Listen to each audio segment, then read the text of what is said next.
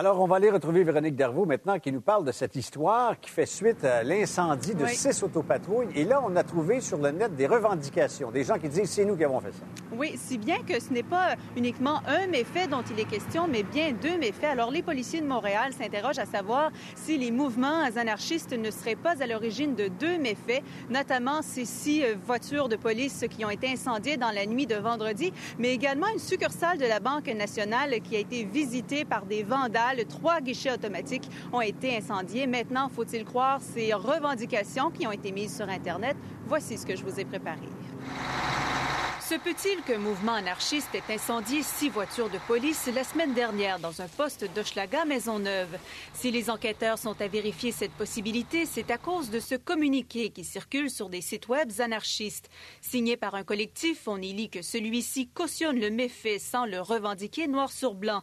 Mais son auteur invite la population à cramer tout ce qui représente l'autorité. Bien entendu, c'est une piste qui est analysée, mais nos enquêteurs sont bien loin là, de relier directement. Et il faut être très prudent. Vous savez qu'il y a des gens opportunistes, des fois, qui vont tenter de se faire de la publicité avec un événement.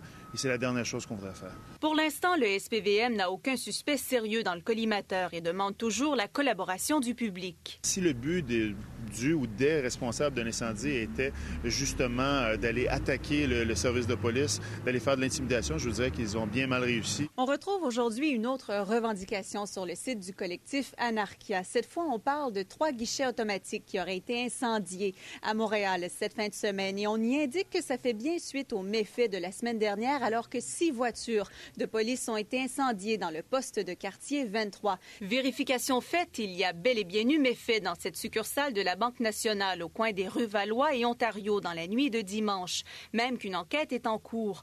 L'auteur de cette seconde revendication se présente sous un autre nom, apparenté au premier.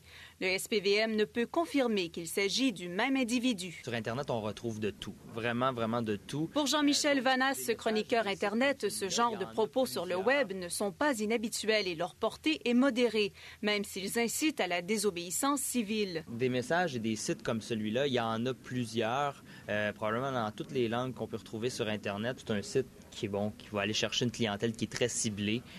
On le voit présentement, il y a eu 5 visiteurs, il n'y a aucun membre en ligne, ça c'est présentement. D'ici à ce que la lumière soit faite, le SPVM a notamment renforcé la sécurité autour de ses installations. Véronique Darvaux, TQS, Montréal.